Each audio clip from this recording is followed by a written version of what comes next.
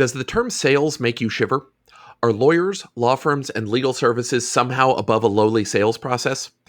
Sales is ultimately all about need fulfillment, and it turns out that your clients have needs, and you can help them fulfill those needs.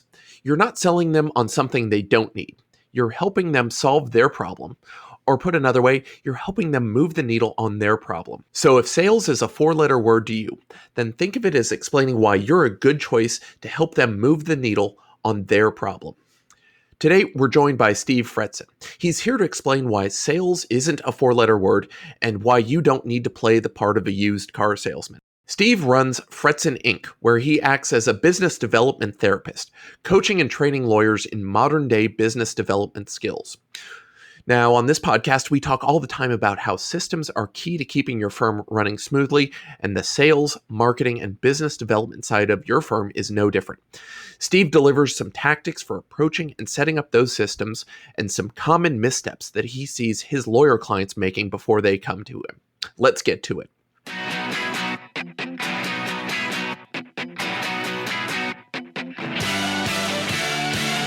I'm John Strohmeyer, and this is the 5-Star Counsel Podcast.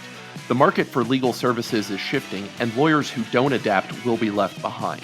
This podcast gives you a competitive edge in today's market by sharing the client service lessons you probably didn't learn in law school or in law practice. Let's start the show. Hey 5-Star listeners, before we start, I want to tell you about our amazing sponsor, Smith AI. Smith AI is a virtual receptionist service for small businesses with a specialty in working with solo and small law firms. I signed up with them within weeks of starting my firm because they are affordable for even the smallest solo practice. Their friendly receptionists respond to potential clients in Spanish or English, screen and schedule new leads, and can even take payments. And now they're answering calls 24 hours a day. So even when you're asleep, they're still working. Even beyond the phone, they've got live agents and chat bots ready to capture leads on your website, by text, and by Facebook Messenger. Smith's friendly gatekeepers can staff your front line so you can work uninterrupted. You can finally have the peace of mind that while you're working, you're not missing out on future work. Plans start at just $70 a month for calls and $100 a month for chats. Smith AI is offering a free trial, and our podcast listeners get an extra $100 discount code with promo code 5STAR. That's FIVESTAR. Sign up and learn more at www.smith.ai. Don't let another day go by. Try Smith AI. Hey, Steve. Thanks for joining us today. Yeah, thanks for having me, John. Steve, I am glad to have you here. We've been talking to more and more marketing-focused professionals on the podcast recently, only because, whether it's marketing or sales or business development, I know there are a lot of terms. The point is we have to make it easy to convert somebody who is a potential lead into a paying client. And regardless of the terms we use, if we're going at it and just kind of throwing things against the wall and we don't have a set process, it's not going to work. We're going to get poor results. And I know, just the reason you're here is to help define down, how do we get those systematic results in our marketing and business development efforts? Yeah, I think it comes down to someone's decision about whether it makes sense to wing it or whether it makes sense to have a process. And if I'm a chef and I just decide to throw a bunch of things in a bowl and close my eyes and hope for the best, probably not going to be getting that 5-star review. So I think when we're talking about legal, business development, sales, marketing, whatever terms we want to use, and I'm happy to define those, we need to think about process as the most important thing to do in order to not waste time and to get better results, period. Right. One of the things that, I've got my way of defining service. One of the key distinctions on whether or not a business is delivering great service is consistency. I mean, can you do the same thing on Monday that you did on Friday and you do on Tuesday? If you're just, hitting high points once a week or so and then falling off because, it's Tuesday morning, we're not paying attention, that's not going to be great. And I'm guessing for marketing and business development, it's going to be the same thing. Yeah, I think there needs to be a consistent performance, and especially with how busy many lawyers are right now, they've got to consider that, you've got to keep your foot on the pedal. You've got to make business development and putting emails out there, having a consistent message as a regular thing so that when eventually things do slow down, your business doesn't slow down. You don't want to be on a roller coaster ride of lots of business and billing hours and then back down to nothing and then up and then down. And a lot of lawyers find themselves in that routine, and it's not a great or predictable way or sustainable way to run a law practice and continue to be sustainable as you grow. Great. So before we get too much further, before we started on this interview, you and I were talking about what terms meant, and we're probably going to end up being close on definitions, but I want to make sure that at least we hash out some of these definitions first. So the big ones are marketing and sales, and you've got a few different words because some of our, well, probably not the listeners who are here, but some of our legal brethren have some anticipation and nervous thoughts about some of the words, but I'm going to put it out there. Just marketing. This is what a business does. It's a one-way communication where we're putting out into the market, this is what we do, and we're making it easy for potential clients to recognize what we do and how we can help them move a needle. When it comes to sales, this for me is the process of turning that interest, that potential client, into an actual client. So it's kind of a specific process of saying, you're interested, you have raised your hand, let's move forward on your project. Steve, how do you define that stuff, and what other definitions do you want to throw in there? Yeah, so I think, first of all, we can say, the word sales is a real word. Lawyers hate it. Most of them are, little snowflakes who are afraid of the nasty word. The reality is that no one goes to law school and becomes a lawyer to do sales. So the idea that word exists and that activity exists is offensive at many levels to many lawyers. So what lawyers have done is they've said, hey, let's call it business development, or let's just call it marketing in general. And that way we never have to hear that dirty word sales. And that's really what's going on. I'll tell you how deep that is. When I started, I'm not a lawyer, right? My father's is a retired lawyer, but I grew up with a lawyer. So I know what it's like to be around lawyers and be put on the cross and the whole thing through most of my teenage years.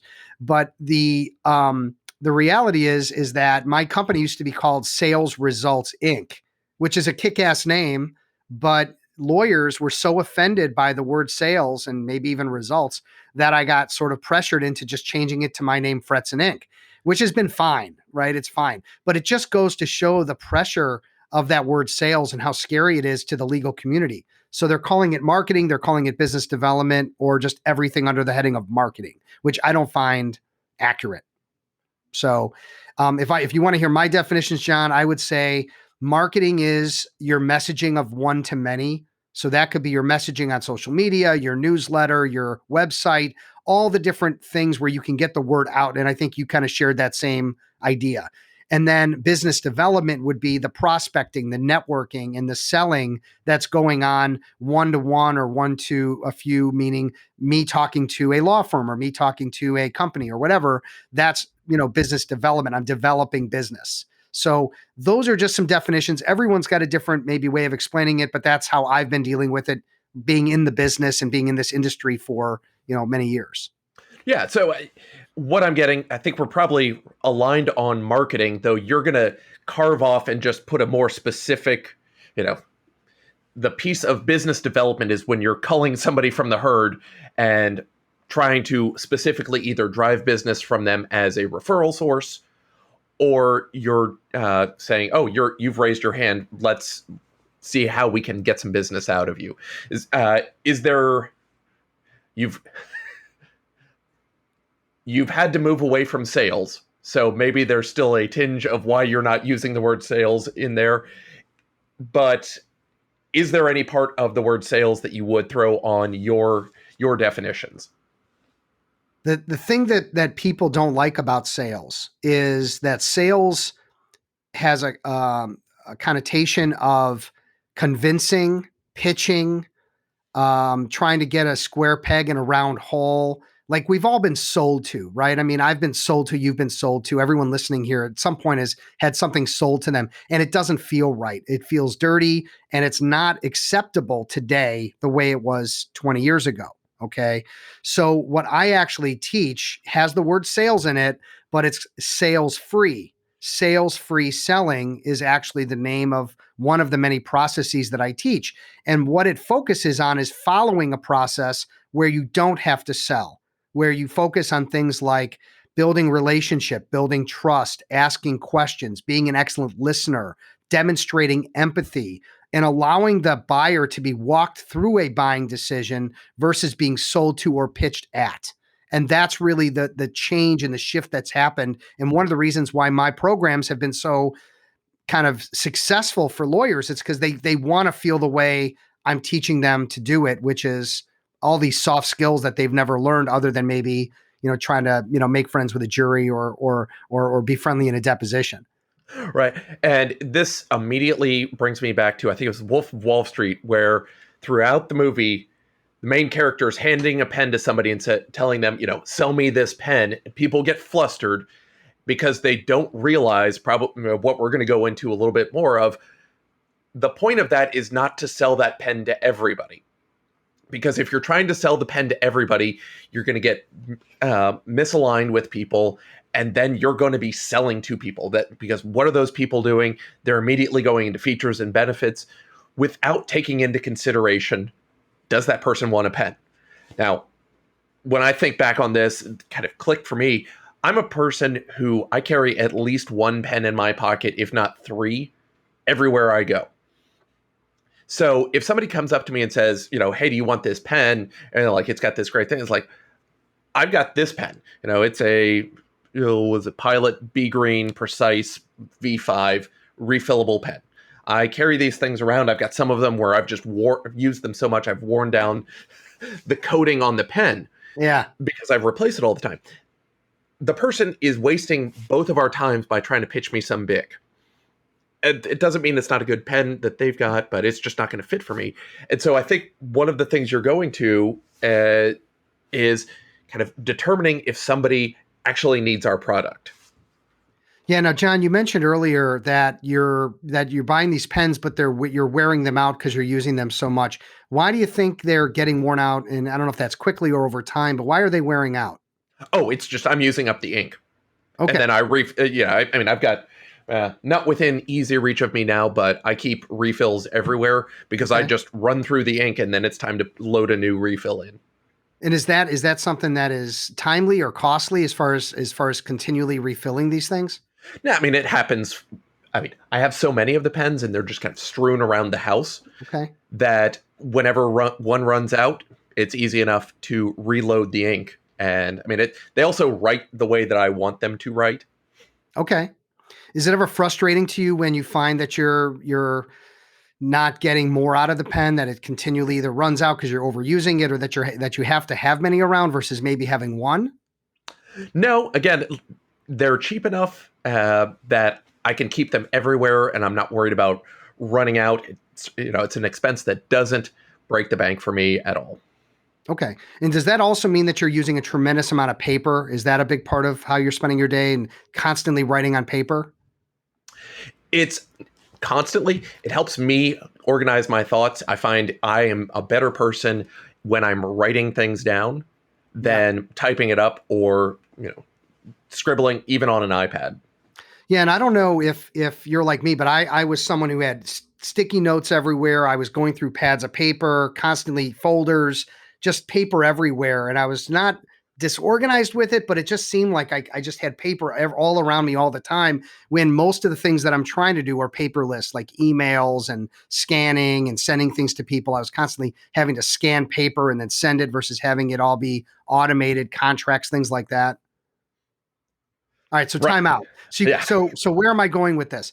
The sell me that pen shtick, right? And you mentioned somebody trying to push you into something. The reality is that if I don't identify that you're unhappy with your pens, that you're unhappy with the way they're working, that there's a paper issue, that there's something that you're willing or interested in changing, then I'm pushing a rope. Okay. So that's really the key. And that's why I kind of put you through that shtick for a minute, because, right, just asking questions, that's at the heart of what kind of business development or sales or whatever you want to call it is all about. It's not about pushing a rope, or it's not about trying to convince somebody. It's trying to identify needs, identify pain points, identify that someone is interested or willing to change. And I'll tell you something interesting. This came out in a recent Above the Law that 25% of in-house counsel now is ready and willing to change lawyers, law firms. Okay. That's up from like under 13% a year or two ago. So the idea that people are just going to bill hours and just stay busy and that's going to be okay, when all that business, you're going to either lose clients or that business is up for grabs to someone to go get, for example, that's why we need to get out there, and that's why we need to ask questions and identify those opportunities, and having a process is key to that. Exactly. I mean, there's so much to pick up on, Steve, from what you just said. And, it took me a minute before I was like, oh, wait a minute. Steve is putting me What's through. What's he doing here? I will play along. I'm only going to give him another question or two before I manually break in, but then you did. So thank you. But sure. I mean, you're right. It's all about ultimately, and the word I'm going to use is rapport building. And I got that from, I think it was Sandler. But ultimately, you've got to build that minor relationship with the potential client before you start figuring out, to even be able to figure out if you can help them. And knowing that you can't start selling until you've got some level of rapport, it just doesn't work. Nobody's just going to be magically enthralled with your product without having that rapport up front. Well, I think it also that most lawyers and their buyers are looking for a trust-based relationship. I mean, that's what you need to have with a lawyer. And if you as a lawyer can build that trust more quickly and efficiently through following some simple guidelines, some simple process, that's going to be a big change. And I'll give you a quick example, John, just so you're on the same page. I have, and you can see this, an autographed Michael Jordan jersey behind me. It's my treasured possession from 1995. Okay, I've had it for that long. How many people do you think get on a Zoom with me, see that behind me, and start trying to build a relationship with me around the Michael Jordan jersey? And that's okay. I'm not like complaining about it, but I'm saying that tends to get a bit old over time. What I would prefer if somebody's looking to work with me or someone's hey, Steve, I read an article that you wrote on this subject, or I happened to hear one of your podcasts on Be That Lawyer, or whatever. Now I'm putty in your hands. I trust you. I like you. You're getting me to talk about my favorite subject. And it's not a big deal, but it ends up becoming such a critical piece of how we allow a process to happen. And it starts with that foundation of relationship, to your point. Right. And, it's going to make it so much easier. And it reminds me, years ago, I was buying a new car. And the way we had done it, my wife and I weren't involved in any of the negotiations. We outsourced all of it. We go to close, and the sales guy is there, and he's kind of talking about, he's doing rapport building. And at one point, I was just like, dude, can we sign and get out of here? We're not signing up for the undercoat or the special warranty. He's like, well, I'm just trying to build some rapport. I'm like, dude. If you have to say what you're doing, then you're not doing a very good job, right? You're not reading the room. Right. One, the time for that has passed. But two, yeah, exactly. Like if you have to tell me that it doesn't even matter. So we've kind of got on some deeper level thought experiments on this. Let's get into some of the nitty gritty on how should we be setting up this process? What is it? What are kind of the main building blocks of any good process for marketing and business development? Yeah, and I've got processes for just about everything: networking, development of strategic partners, how to get client referrals, cross marketing. It goes into the weeds pretty well. So if we want to make it simple, let's start at the beginning and let's talk about what it means to write a plan, what it means to write like a prospecting plan as an individual lawyer who wants to develop a bigger book of business. Okay. And we mentioned things like goals and strategies and tactics, and there's all these fancy words. But I can break it down in 2 minutes or less how I'm helping clients write plans, and maybe your audience will pick up on that and decide they want to write one. And I'll make an offer. If you write one and you email it to me, it's steve@fretzin.com. I think that'll be in the show notes. I will review it and get it back to you with a critique, ideas, suggestions. That's on me. I'll do that. It doesn't take me hours. I've looked at thousands, but that's something I'd be willing to do for John, for your peeps. Excellent. We will make sure and include that link in the show notes. Sure. So the first thing is, what are you trying to accomplish? What's your goal? Are you looking to grow your book from 100 to 200,000, from 500 to a million? What can you do in a 12-month period that's high but realistic? So I think just a very positive, I will, and then finish that sentence. And that could be your objective or your overarching goal. Underneath that, you want to list out what are your main strategies. And the strategies are the big picture areas of focus where you can identify low hanging fruit. So, is using LinkedIn low hanging fruit? Is attending a networking event blindly low hanging fruit? The answer is no. Low hanging fruit is leveraging past and existing clients, leveraging existing developed strategic partners, referral sources. That's all low hanging fruit. Cross marketing within the firm that you're in, that's low hanging fruit.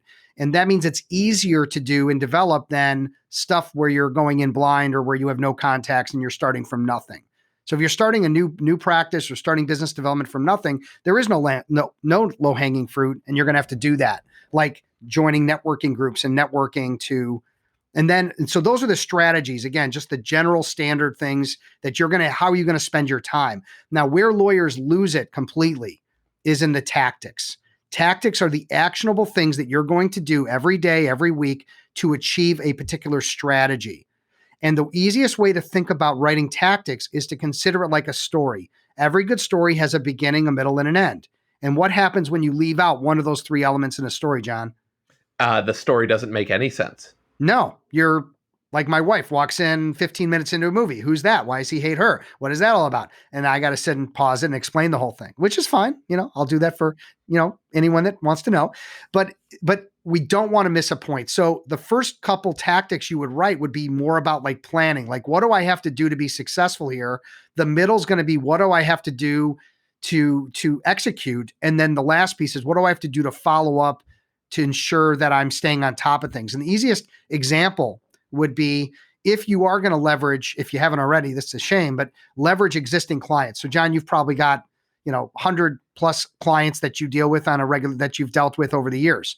Okay. So in order to continue that, you might want to grow that. You might make a list of all those clients, come up with some scripts. How are you going to email them? What's going to be said? How are you going to engage them in a way that's non-salesy, but it will also get you meetings, will get you actual time with your clients so that you can see how they're doing. You can help them with other challenges and maybe identify other work that you could do. Okay. Or get referrals, right? So the planning piece is critical. If you don't have that, then the rest of it's going to fall apart. The middle piece is what are you doing and saying in those meetings with those clients to execute and get the results you're looking for, meaning how are you helping them and how are they going to add value for their people through your services? Okay. So like, for example, one of your clients, nice couple, they've got a sister who's having twins. Okay. No estate plan or anything put together. Like that would be a great introduction. The timing is perfect. Okay. But you didn't know that until you got in front of them and asked some questions and talked. How's your sister doing? Oh, she's pregnant. Oh, that's really interesting. Has she thought about, getting an estate plan the way you two did? Oh, no, but I should talk to her about that. Okay. So now we've got the follow through. How do you coach them through that? How do you follow through to make sure that introduction happens? How do you then interact with the sister?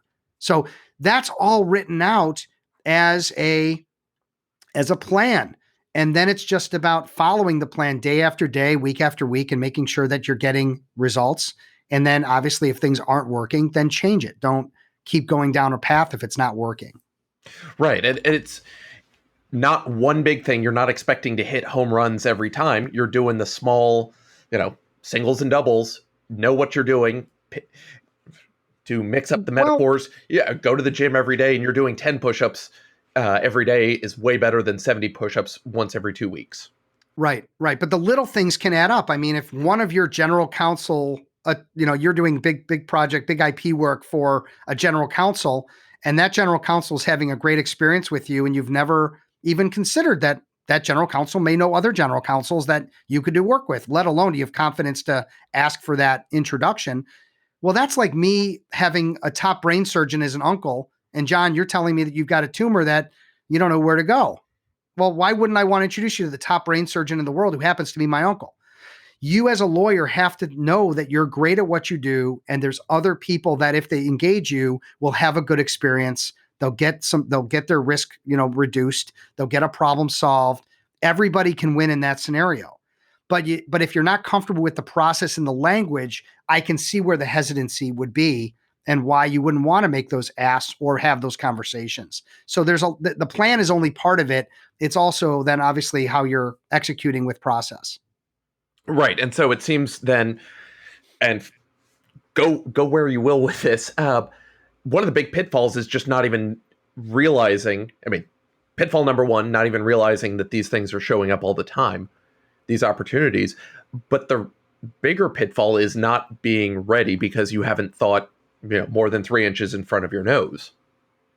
Yeah, think about this. I'm interviewing attorneys all day, all week, all month long to qualify whether they're a good fit for my programs, okay? The same way they're qualifying me, I'm doing the same.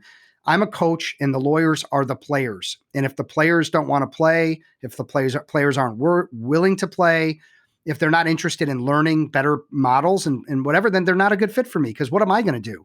I'm going to have a bunch of losses on my hand, a bunch of clients that don't listen. I can't work like that. So I'm continually interviewing people. And part of what makes that process work is having a good method for how we determine if there's a fit. Okay. So we have to get that out in front and make sure that we're connecting. And so that's where process comes in. Again, not to beat a dead horse with it, but I build a relationship. I set an agenda for our meeting so that I am able to control it in a friendly way where everybody feels good. I spend time asking questions. I try to get down to the bottom of what's someone's compelling reason to change. You don't have a compelling reason to change your pen, back to that whole deal, back to your pen situation. So you're not. I did have a reason to change my pen situation, and look at what I have. Now, nobody can see this, but I'm holding up what's called a Remarkable 2. This is not an advertisement for Remarkable 2. But if you look Not anywhere yet. in my office, you will not see a scrap of paper. Nowhere.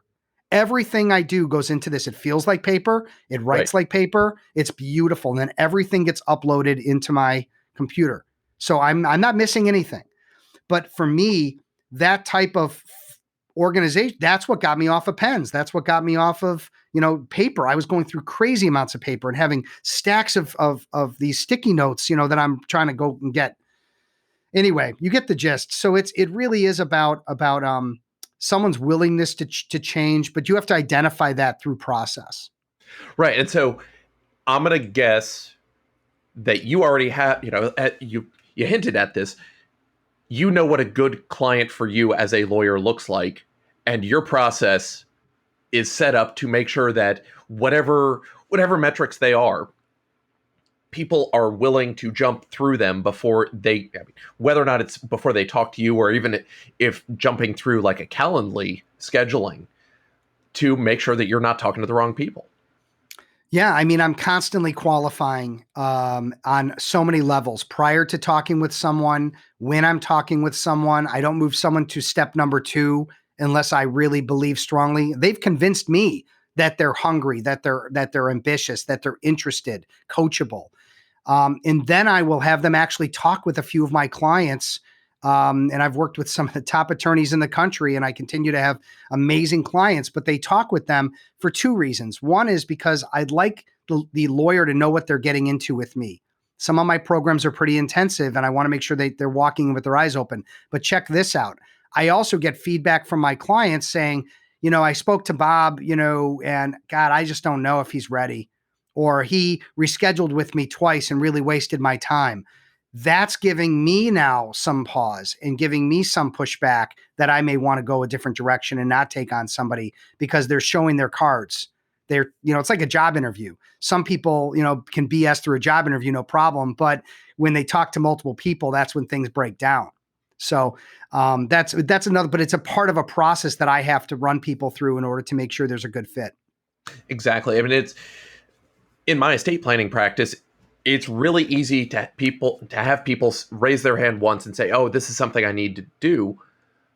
But we've learned just over the years, if they're not willing to move forward, again, I can't drag them through the mud. No, you can't. To get them across the finish line. And so there are a few steps just to make sure, like, are you actually going to be a good fit? Because we have, it's going to be a slog. I'm going to send you, non-deadline paperwork to read. And that's to get you through this process. If you're not going to pay attention on the front end, if we're going to have to, kick and stamp our feet to get you across just to have that first call, it's not a good fit. And it doesn't mean you won't be a good fit sometime in the future.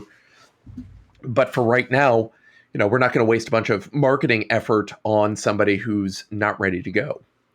Well, I can tell you from working with a lot of estate planning attorneys, they usually start off by telling me that they close everybody they meet. And then I Right. start getting into the weeds and I start identifying that not, they do, but maybe there's no urgency. So it takes too long. They get a lot of, I'll think about it, or I'll get back to you. That drags out into a lot of follow-ups. Or I find that they don't have both decision makers. Hopefully they figured out they need the spouse, both people in the room. So that's a easy fix. And then the number one is that they're closing everyone because maybe their rates are too low, right? So they're charging under what the market price is. And yeah, they're going to close everybody because they're not charging their value. They're charging what they can close. And that's not really, that could be 30% revenue sitting on the table that never gets picked up. So there's a number of reasons why a good process will help not only qualify, but also make sure that you move people forward with urgency. And that goes in every business and every practice area. It's all very similar. I'm just looking at the clock and realizing we are starting to run longer than we normally do. So I know we could talk about this for hours more. I'm going to toss you the softball to start closing this interview down. Where's a good place? What's a good first step for a listener to take to start getting their process in place? I'll give you a couple. Number one is feel free to visit my website and read my blog and watch some video and check out my podcast, Be That Lawyer. It's on my website, but it's on all the major channels. John's coming up. You're going to have your episodes coming up in maybe a few weeks, maybe more. But we had a great interview. I think there's a lot of things, read the testimonials, what other lawyers are saying, but Fretzin.com is the easiest way, or just connect with me on LinkedIn. Easy enough. I'm the only Steve Fretzin out there. Well, then that's easy enough. Steve, thanks so much for being with us. Hey, thanks, John. This was great. Thanks so much for listening. You can find more info on us and get your free white paper on client service at 5starcounsel.com. You can get in touch with me at john@5starcounsel.com. If you enjoyed the podcast, please subscribe wherever fine podcasts are found and leave us a review wherever you can.